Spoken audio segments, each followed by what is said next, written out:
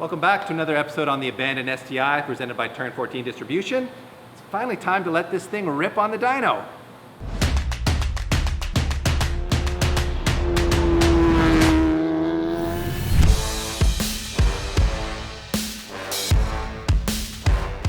First of all, we should apologize for the small delay in STI updates lately, but we've been busy street tuning this thing.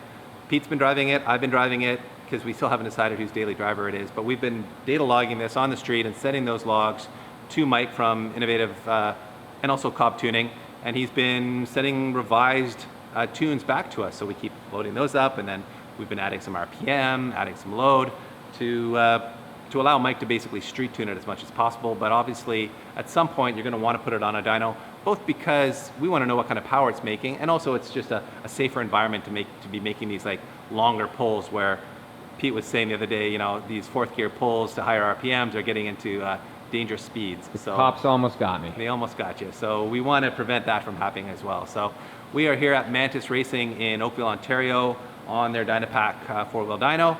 Dove's here from NV Auto to give us a little moral support and maybe to pat us on the back if the engine he built blows up, but I'm pretty sure that's not going to happen. And of course, we are going to give Mike a call, and actually we'll have a chat with him here on FaceTime so he can kind of explain to us what this whole remote tuning thing's all about, because we've never done remote tuning before. All right, everybody, this is what Mike looks like on a phone anyway, chilling in what looks like your home office. Is that what's happening here? That's it. Living that remote tuning life. So walk us through the process here. What exactly are we going to be doing? Sure. So we started initially with a base file that got the car running, allowed you guys to get a few miles on it, and then we started doing some remote tuning, made some revisions, got the car up into boost a little bit, just to see that everything was looking good. And today we're going to get it on the dyno and really turn it up and see what it can do on some pump gas. That's what I like to hear. All right. Well, we have got it all bolted up to the Dynapack here, so it's time to fire it up. We'll make some noise. Great, yeah. Did you guys load up the revision I spent this afternoon? We did. Yeah, we loaded that up. I think we're on revision Perfect. 10. So we'll do sport sharp mode for all of these pulls. Okay. And yeah, let's see where we're at just from the road tune. I didn't really get the boost up that high, so we'll see what we're starting with and go from there. All right, let's get it started. I'm excited.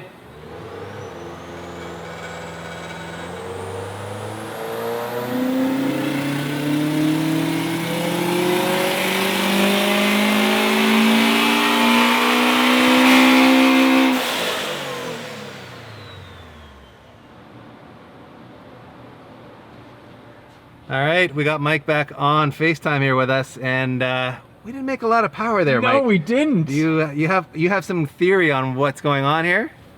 I do, yeah. So like we talked about, just from looking at the road tuning logs, I could see that the airflow was tapering on the top end. I could see that things were getting a little erratic, and with this very small exhaust housing, I believe we're seeing what I expected, which is we're getting valve float because we've created so much exhaust pressure at higher RPM that we're forcing the exhaust valves open. And the dramatic drop in flow that I was seeing on the road log showing up here in the dyno graph is a big drop in horsepower. So what I think we should do is drop the boost back down by using the sport mode on the iDrive, and from there we'll be able to see, you know, with the boost drop down, that'll also bring down the exhaust pressure, and we'll see if the shape of the curve changes. Interesting. Okay. So for everyone that's watching, what size housing are we running? Is it 7.2? Yeah, we're on the 7.2, and I think that was, how much boost were we making on that pull there? I think it was like 24, 25, right? So quite a bit. 24-ish, yeah. Yeah. Okay. And we're gonna switch it out, I guess, to the 9.2, is it? Yeah, it's a 9.1, I think. 9.1, okay. And you and Dev are both of the mindset that that's the right size housing for this motor.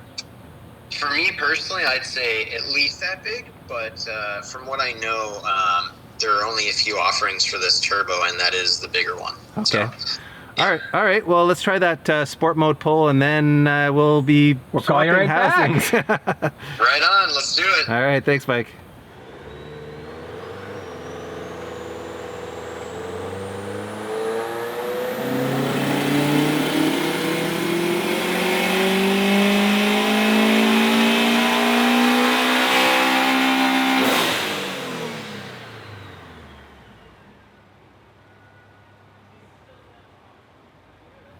All right, Mike, we made that sport mode pull, and she made around 300 at the wheel. It's just cruising along there in grocery mode, isn't it? It is, yeah. Got the boost nice and low in sport mode. Really just to show the difference in the shape of the curve. We didn't get the turbo up into an area where it's going to create a ton of exhaust pressure, and it really flattened the curve out, which is what I expected to see. So with a real small housing like that, you're not really going to see that negative impact on the top end until you increase the airflow to the point that it gets really bad. So that kind of confirms your theory then that the housing is causing a lot of a sort of a spike in exhaust. Is it back pressure? Is that what's causing them to float, or how would you describe that? Sure, yeah. So essentially you've got a smaller orifice that all of your exhaust energy is trying to pass through when you have the smaller housing. So you're creating a bottleneck, and the amount of exhaust pressure between turbine wheel and the exhaust valve can get really high. So even on an STI with a stock turbo, it's not uncommon to see about 50 pounds of pressure. 50 pounds of pressure, wow. Wow. Yeah.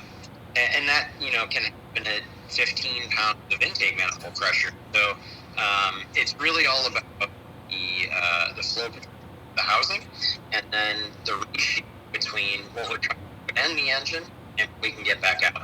Okay. And what we saw here was we probably have, and again, we don't have a sensor in this car to measure, but based on what I'm seeing in the data log and on the dyno graph, I believe we have probably at least a 2-to-1 ratio of exhaust pressure to manifold pressure. Interesting. Yeah, you're cutting out slightly on us, Mike, here, but I think we get the idea that you're saying we got twice as much exhaust pressure to intake manifold pressure, and that's not a good ratio, I guess, for making power. Yeah, that would be my estimate, and I can see some of that in the volumetric efficiency of the engine that you can calculate from the logs. But I think we're going to see a very big gain from a housing. All right, so big gains from a housing change, says Mike. So thanks, Mike. We really appreciate you taking the time. I think at this point we let you go be a dad, and Right. we will swap housings, and We will reconvene again. Well, everyone, that didn't quite go to plan. We didn't make the power we thought we might on that housing, and we were actually planning to do a comparison of that housing to this 9.2 housing as a separate video, but whether you like it or not, and whether we like it or not, we're gonna be doing that now. So that smaller housing just was bottlenecking the motor way too much, as Mike just explained to us. So, And we know the answer. It's not a good housing for this motor. right, so we learned what we wanted to learn. So we're gonna swap on the big boy 9.2 here, which Dove thinks and Mike thinks is going to make a big leap in power. Mike was, in fact, saying on a street STI, he picked up 150 horsepower just by going to a bigger housing. So hopefully we see a similar kind of gain, because 380 or whatever we made is not where we want to be on this motor. This thing should be capable of 450 to 500 easily, I would think. So hopefully this gets us there. So stay tuned for the next episode when we swap this on. We come back to Mandis Racing, put it back on the dyno here, get Mike on our iPhone, and try to get this thing making some real jam.